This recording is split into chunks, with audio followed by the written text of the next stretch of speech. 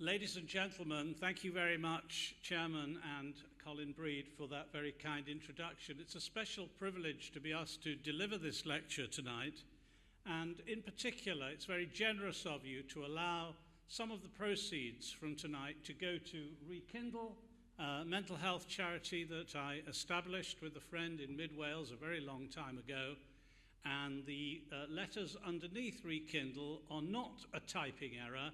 It's the Welsh name for Rekindle, Ail Ddeffro. This lecture is given in honour of Hugh Foote, Lord Caradon, GCMG, KCVO, OBE, and it is right that we reflect briefly on his remarkable life. And indeed, it's a great pleasure for me to be able to deliver this lecture in the presence of his grandson, Jesse Foote, and Mrs. Foote. Whilst I'm on the pleasure of people who are here, may I also add, at the risk of embarrassing him, that quite unexpectedly I encountered my old friend Sir Peter Badge, who I'm delighted to see in such good shape. He was a legendary Chief Metropolitan Magistrate, in a good way, I hasten to add. So I've already had a lot of pleasure from being here. But back to Hugh Foote. His name was part of my childhood in the 1950s. My medical practitioner father was a news hound, which may have had something to do with my becoming interested in politics. Also, my headmaster, Mr. Pond, insisted on all children over the age of 8 producing at least 10 current affairs stories each week. And these were scrutinized and criticized in the last session and the last lesson of each Friday afternoon. At the time, Sir Hugh Foote, as he then was the governor of Cyprus. And it was a tense period. I remember his name being on the radio and TV, yes, we had TVs by then, nightly. The name of Archbishop Makarios was as familiar to the public then as that of President Bashir Assad today, and as notorious. The United Kingdom had erupted. The United Kingdom was in the teeth of a storm, a political and violent storm in Cyprus, with AOKA terrorism very active. And it's a sign of the difficulty of being governor of Cyprus at that time that although there is greater everyday peace on the island today, the fundamental political issues addressed by Sir Hugh Foote remain unresolved. You still can't fly from Turkey, you still can't fly to Cyprus from certain places because of those unresolved political issues. Hugh Foote came from an extraordinary political family. His brothers were all presidents of the Oxford Union, that's 3 of them, and he was president of the Cambridge Union. His perhaps most famous brother, Michael Foote, was leader of the Labour Party. He was one of the finest speakers I had ever heard. I enjoyed overlapping with him for 9 years in the House of Commons, both of us being MPs for Welsh constituencies, a wonderful part of my life's experience. But what are my credentials for giving a lecture entitled Safety and Security After Brexit, Who Needs Whom? Well, I suppose my main credential is that, as you heard earlier, for 9.5 years, I was what's called the independent reviewer of terrorism legislation, the terrorism watchdog for the United Kingdom. I will just tell you a little of my appointment so you realize that I actually learnt on the job rather than before it. On the 11th of September 2001, a day now knitted into our memories like the day when President Kennedy was killed and, for that matter, the Manchester United Munich air disaster, those sort of fixed dates, and the death of Princess Diana. I walked into my chambers in London, my barrister's chambers, And somebody said to me, I'd been on holiday, there's an urgent message for you. And I opened the message book and it said, ring D. Blunkett. I did expostulate at the fact that whilst I was at a rather pleasant music festival in Austria, nobody had sent me a message on my mobile phone saying, ring D. Blunkett, who was at the time the Home Secretary. But I rang D. Blunkett about 9:30 on the morning of the 11th of September 2001, and he said to me, would you like to be the independent reviewer of terrorism legislation? I knew my previous incumbent, a QC from Manchester, and I knew that it wouldn't be too hard work. I asked David Blunkett how much time it would take. He passed me on to his private secretary, and the private secretary said to me, it'll take 8 or 9 days a year. It's only Northern Ireland. Well, at lunchtime, someone rushed into my room and said, have you heard what's happened in New York City? And this had an immediate impact on me because about 4 months earlier, I'd been to the top of one of the Twin Towers.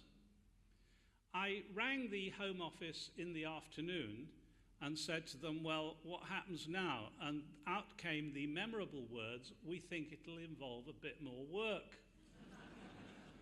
I said to the private secretary, look, if you want someone competent to do this job, I won't be offended because the only person I've told is my wife so far. And he replied, that's all right, we want you to do the job, but we think it'll take rather more time. The estimate I was given on that day was 30 to 40 days a year. In fact, it took 160 days a year on average. It became my main working occupation. Fortunately, I was paid for it. And indeed, my successor, the very fine David Anderson QC, at one stage I think reached 180 days a year. So it became a very big commitment. And I learned a lot very fast about terrorism. The question, safety and security after Brexit, who needs whom, in my view, is not a difficult question to answer.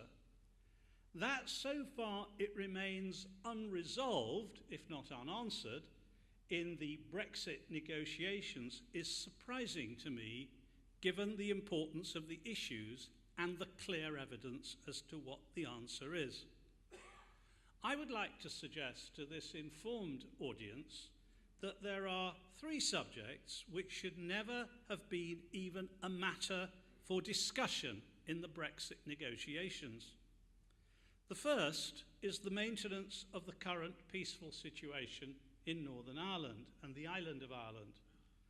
The idea that that issue remains yet unresolved and undeclared seems to me to be an abrogation of responsibility by the European Union in particular. This is not in the fault of the UK government, which, consistent with almost every voice in Parliament which has spoken out on this matter, has repeatedly made it clear that Northern Ireland borders and safety are non-negotiable.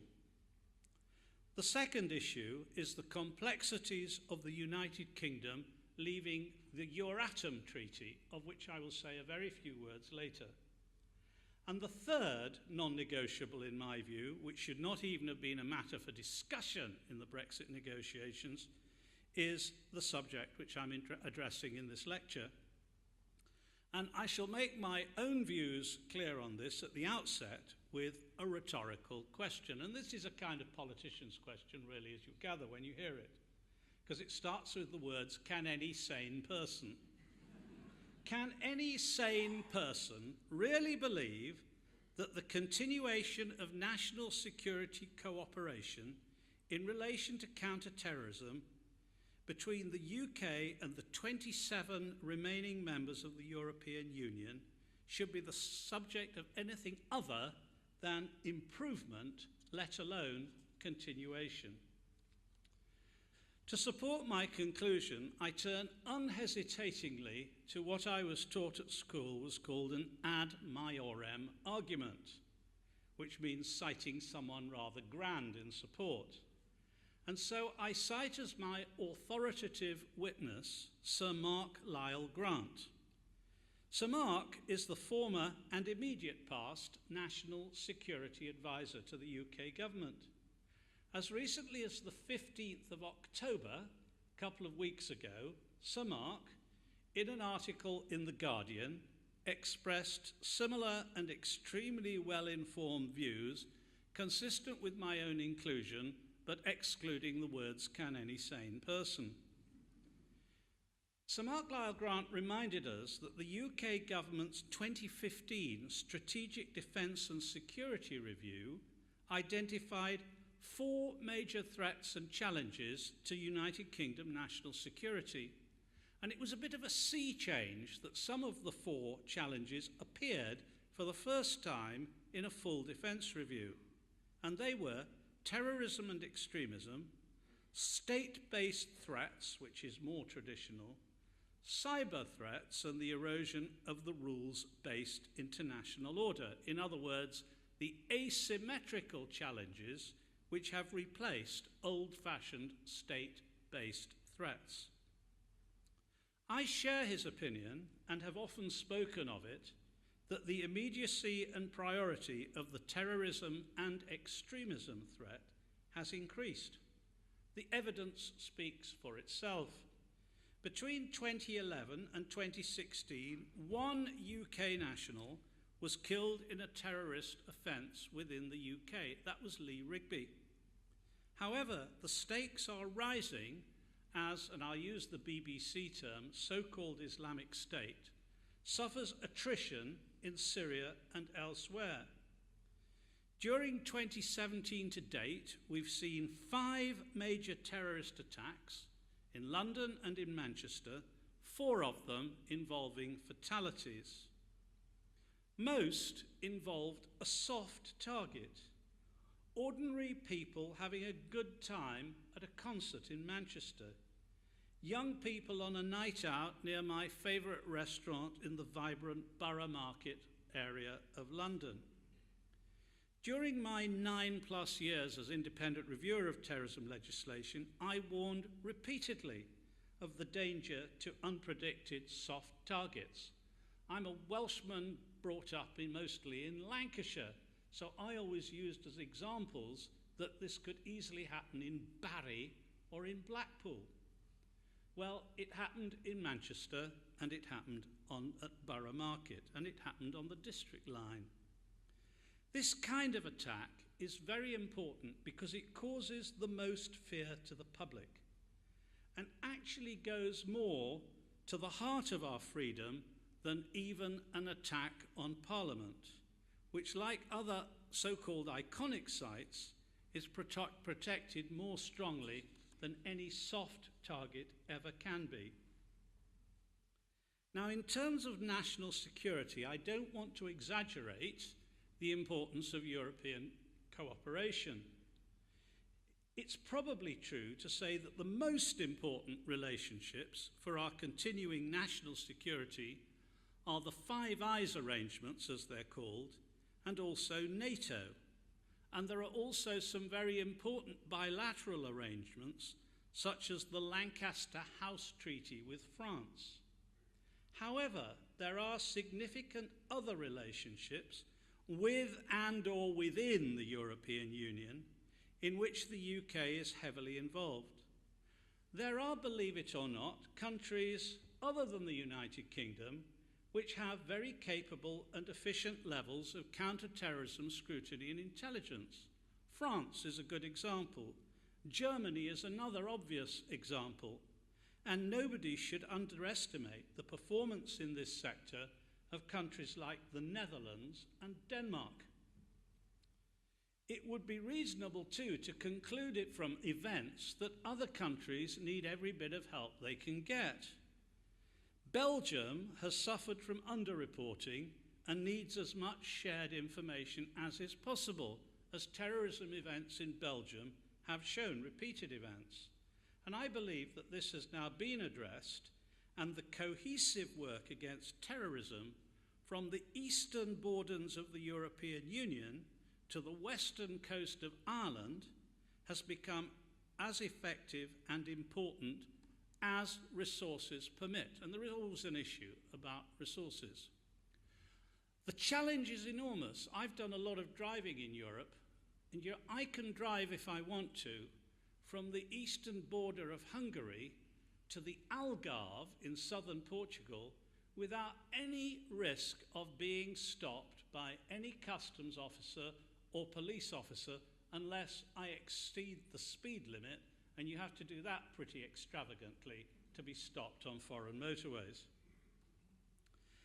These issues have to be considered alongside organisations like Europol, dealing as it does with cybersecurity and organised crime. And in passing, can I say how much I and my colleagues in this sort of area admire the work that Plymouth University is doing in relation to cyber activism, which is a study which has been specialised in here, and Plymouth University is seen as if not the leader in this academic discipline. So, Vice-Chancellor, thank you. To remind you, there's not just Europol. The Prüm Convention, sometimes known as the Schengen III Agreement, is a convention between the Kingdom of Belgium, the Federal Republic of Germany, the Kingdom of Spain, one country, the French Republic, the Grand Duchy of Luxembourg, the Kingdom of the Netherlands, and the Republic of Austria on the stepping up of cross-border cooperation, particularly in combating terrorism, cross-border crime, and illegal migration. We play a part, though we're not members of that agreement in its activity. And such agreements and systems, whether bilateral, multilateral, or owned and run by the European Union, are crucial to shared international security intelligence and evidence. They all receive a significant contribution of British capability and even wisdom, and vice versa. And I could take you through a litany of organisations, and more importantly, through a catalogue of cases tried in various countries, and also a catalogue of interdicted plots. Taking this evidence as broadly correct, it would be beyond logical imagination for anyone to regard these arrangements as dispensable, as a potential victim of the negotiations for the UK to leave the EU.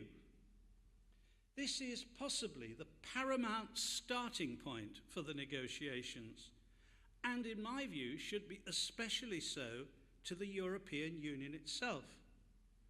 I speak as an enthusiastic Remainer, but to be fair to the UK government, our government, has made it clear that we regard these instruments of cooperation as indeed an indispensable part of the difficult asymmetrical challenge presented by both violent Islamism and the growing threat of right-wing extremism. And perhaps I can throw into the picture that we don't just speak about right-wing extremism now as though it's something that we have to trot out to balance the arguments. 30% of recent references to the PREVENT programme have been connected with right-wing extremism, and it's growing all the time. There are other operations not connected directly with terrorism which stand as examples and evidence of material cooperation and which have made a signal contribution to peace. For example, one could cite the work in promoting stability in Bosnia and the newly developed relationship between NATO and Montenegro, a country I visited on a number of occasions, as other examples of how important cooperation with the EU and European countries generally is in this context. Our government has suggested a special security treaty which would reflect arrangements for these aspects. The purpose of such a treaty would be for the current successful arrangements to continue after Brexit. Fine so far. The UK's proposal, however, whilst reflecting existing arrangements, at present insists on the removal of any role for the European Court of Justice, the ECJ. And here, please forgive me for speaking for a little time as a lawyer. The most obvious but necessarily repeated platitude in this context is that if the UK leaves the EU, the UK will no longer be subject to the European Court of Justice unless special treaty arrangements are made to preserve the formal legal relationship. No EU, no ECJ, perfectly clear. And such a treaty seems unlikely. However, the government keeps talking about removing any influence that the ECJ have on English law. Ladies and gentlemen, that is palpable nonsense. The related shibboleth of the removal of ECJ influence seems to me as a lawyer to be completely unrealistic. Even if ECJ decisions have no compulsory applicability in English law, where they impact upon issues that have to be decided in the English courts, those courts from the highest to the lowest will take account of such decisions as being persuasive, even if not binding. This is exactly what UK courts do with decisions from the Commonwealth's senior courts. For example, the High Court of Australia, their Supreme Court, where there is useful wisdom to be derived from their decisions. And fairly often I have cited Commonwealth and Irish decisions as persuasive in English law, and indeed I have heard distinguished judges like Sir Peter from time to say, well, Lord Carlile, what about the case of Smith against the Commonwealth of Victoria, Australia? You have to forgive the judicial voice, Peter. And, it's because these cases can be very important.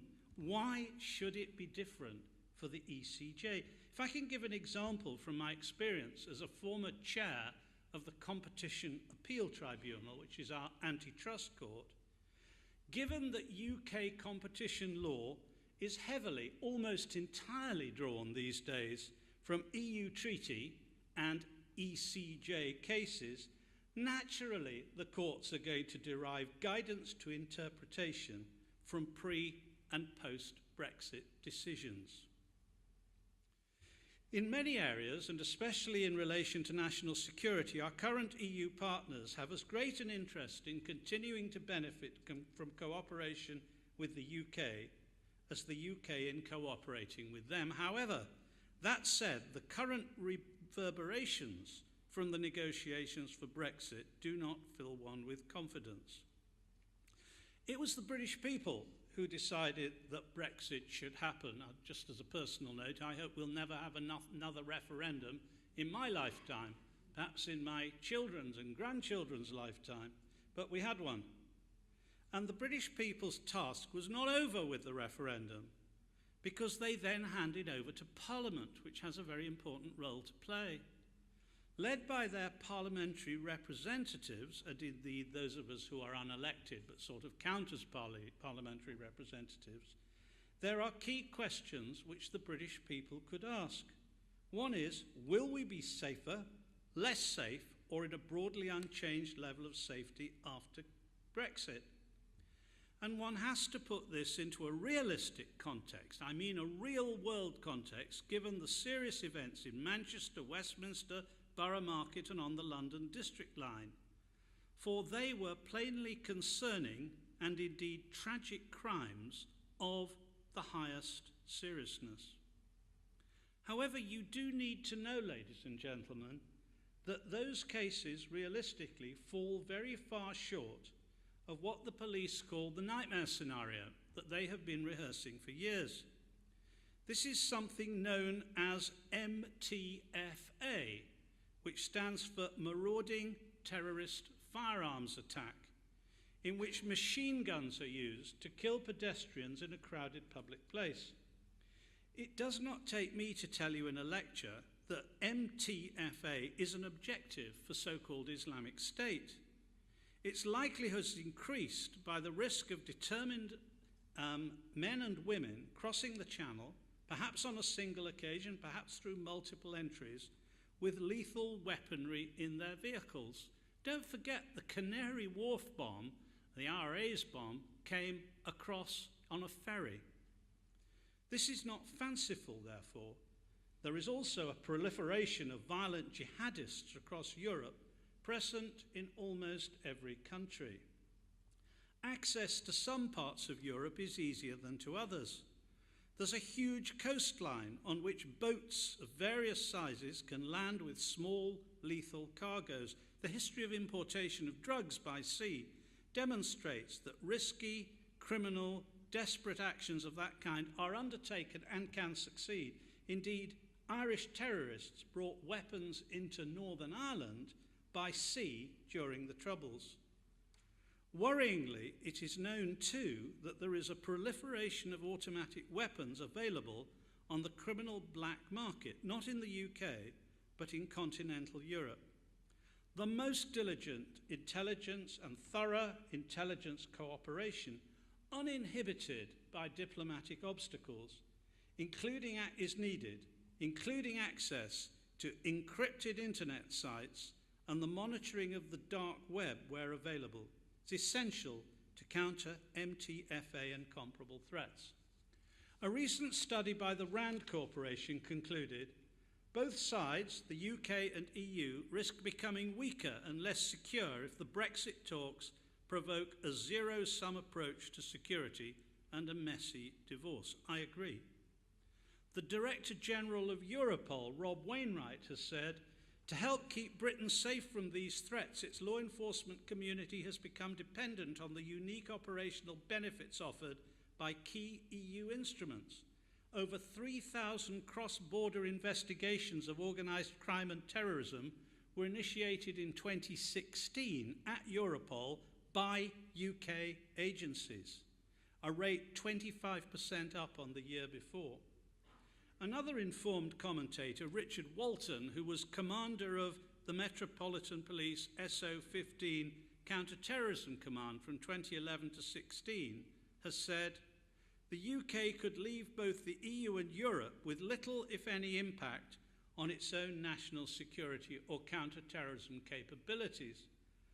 Whilst I do not agree with his implicit belief that non-UK agencies can supply no added value to our own counter-terrorism efforts and success, correctly he emphasises the high quality of our achievements in this area.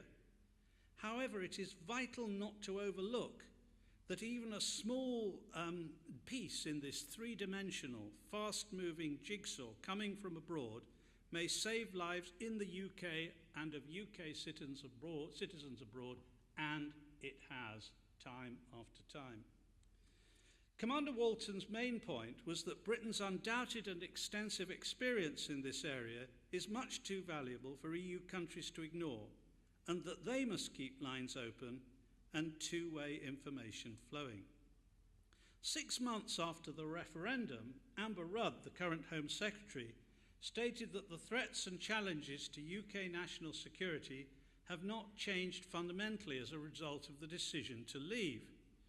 She's right that the challenges have not changed. However, if she means by that it is optional for the UK's effectiveness to remain in the European security arrangements, I disagree with her strongly.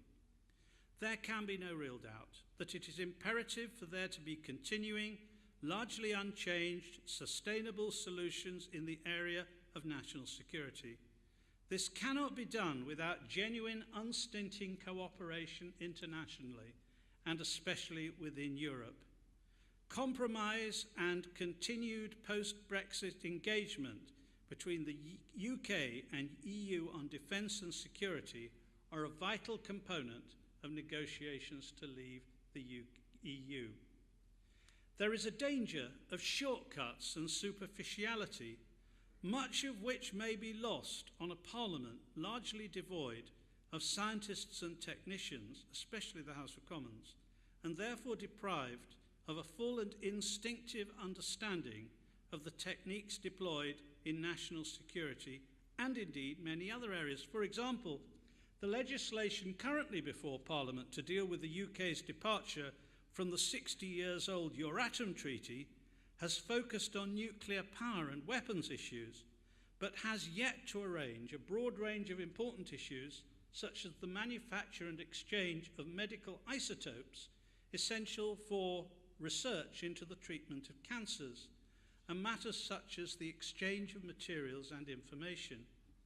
If those issues are not addressed, the UK runs the risk of relying on France and Germany for essential scientific knowledge and research material. The repeals legislation in this context is worryingly short on detail. We cannot afford shortage of detail in the matters on which I focus this lecture. I turn now briefly to the political space and how politics influences the merits-based approach to national security issues and the sharing of information. I know that in this university, Plymouth University, there has been considerable study of the security concerns. In an article dated the 1st February 2017, Dr. Harry Bennett, I don't know if he's here, stick your hand up if you're here.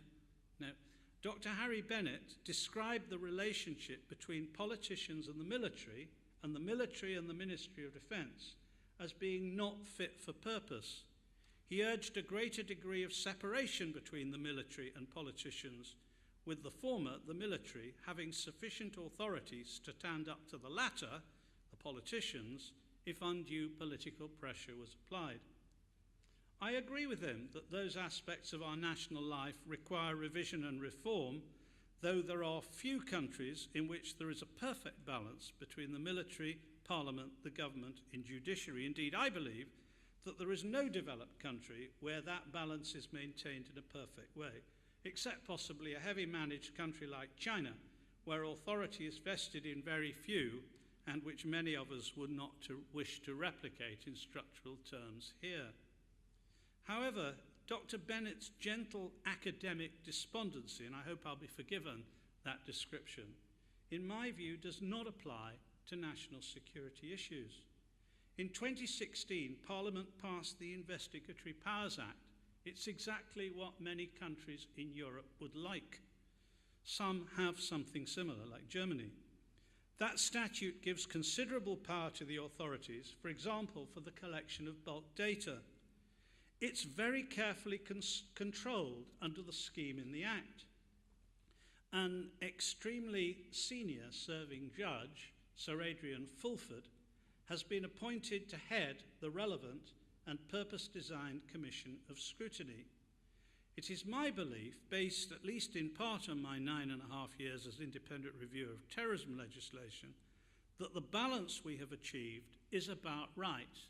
And this is art, not science. This is trying to achieve a balance which sometimes slips along from one side to the other a little bit. In saying this, it's worth perhaps reflecting on the extent to which our privacy is breached by the state. And the starting point is, how much of our privacy have we delivered voluntarily, not to the state, but to people who can make money out of our privacy? The Carliles, I will admit to you, buy our groceries from Ocado.com. I buy a lot of books and things from Amazon. Indeed, you can buy almost anything from Amazon these days. Ocado's a good example. They know what we eat. We've bought a great deal from them since they started. And so about now, they will be sending us a list of what we want for our Christmas celebrations, reminding us of what we ate last year and the year before and the year before that and the year before that, and suggesting that our taste requires the new product they've improved. Places like Amazon know our shoe sizes, and though I don't subscribe to some of the internet sites that it appears that some of my parliamentary colleagues, especially in the House of Commons, subscribe to, it's fair to say that these privately owned sites know a great deal of our private and most intimate information. So let's not forget that when people talk about surrendering privacy to the state, they've already voluntarily surrendered much more to things like Facebook's privacy policy. It's not a privacy policy at all. It's your license to them to sell every detail they have about you. And I can prove to you, if I have to, that there are ways through subscription sites of lawfully accessing every Facebook entry each one of you has made in the last 7 months, including the content, not just where you were. So we need to look at the complaints that are made about state invasions of privacy in that context. Casual assumptions abound, for example, that the security services and GCHQ are staffed by bored officers who have nothing better to do than look at the internet traffic and credit card accounts of their friends and neighbours, or possibly more interestingly, members of the House and Commons of the House of Lords, vice-chancellors earning their, of course, justifiably huge salaries, forgive me, Vice-Chancellor, footballers, who I don't compare with vice-chancellors, obviously, and the like, they earn more than vice-chancellors. But the work of the agencies concerned is in fact very strictly controlled by managerial protocols with instant dismissal for gross misconduct. It pains me that some of the unsung heroes of our safety and security are subjected to that kind of attack. The use of bulk data, I suppose, does require some explanation, not least because it calls for cooperation across national borders, perhaps especially within Europe. Bulk data, which is collectible under the Investigatory Powers Act, can be required in many different kinds of situations. For example, if there is a genuine suspicion that mobile phones on a particular network are being used in a particular city to plan a terrorist attack, in order to identify which phones are in such use, it may be necessary to look at a much greater cohort and thereby exclude the innocent and target the guilty. I believe that there are real examples of good work being done under those provisions, of which that is a simple example. Although it is not strictly germane to the subject of my lecture, I would also like to say a few words about extremism, as it is an extremely topical subject. The government has announced that there will be an extremism commission. They've advertised for what is described as the lead commissioner, and shortlisted candidates will soon be interviewed. One can reasonably suppose that this will be a quality shortlist, and that the person appointed to lead the commission will be well informed and supported on the issues central to its tasks. The role of the commission and the lead commissioner will be very sensitive. If it does not take steps expected by many robustly to discourage and tackle violent extremism, whether Islamism or from the right wing, it will be criticised as being soft on extremism and not delivering on the government's promises to clamp down on extremist action and speech. On the other hand, if the Commission seeks to stifle reasonable academic research, debate in schools and universities in which the critical faculty of students and staff is exercised to deal with the challenges of extremism, the Commission will be accused of Islamophobia. Efforts in other countries effectively to challenge extremism have met with mixed success. I have no doubt that some of the new political leaders in Europe, for example President Macron, will be watching the Extremism Commission with great interest. The Commission's work has to be considered alongside the completely separate prevent strand of counter-terrorism policy, which is much admired by other countries. The distinction is an important one. The Extremism Commission is part of a counter-extremism strategy, whereas prevent is an integral and important part of counter-terrorism policy. Although subtly distinct, the distinction remains very important, despite the subtlety. I regret that the accusation of Islamophobia is very easily made and has become part of the narrative of opposition to both prevent and the creation of the Extremism Commission. Of course, we must guard against Islamophobia, and I share this as highly as a determination for me as anyone. That said, the accusation of Islamophobia is all too often a cacophonous refrain by those who are determined to use bogus arguments founded on freedom of speech to liberate the activities of some who are opposed to the very essence of our democratic way of life and the broadly secular nature of our country.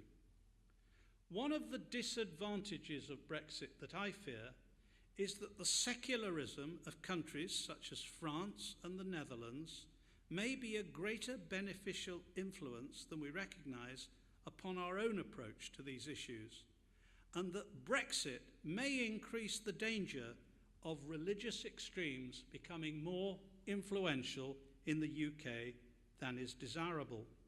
In saying that, I have in mind the dangers of what I'll call religiosity, wherever it comes from, fueling demands for greater freedom to be given to the expression of extremist opinions in the bogus name of freedom of religion. And I do want to warn you as an audience and anyone else interested that a great many thoughtful, sensible, middle-of-the-road, loyal and democratic people in the United Kingdom regard faith as a very important private matter that must be guarded, but excessive religious fervour as potentially menacing in the context of which I'm speaking. It's an uncomfortable statement to make, but it merits being thought about and debated. Our connections with other countries in the European Union on security matters, including their diversity in religious and secular terms, bring important strength and reason to sound judgment. You've been a very attentive audience, and I hope you've gained something, even if it's only irritation, from the comments I've made. I look forward now to answering any questions that you may wish to ask.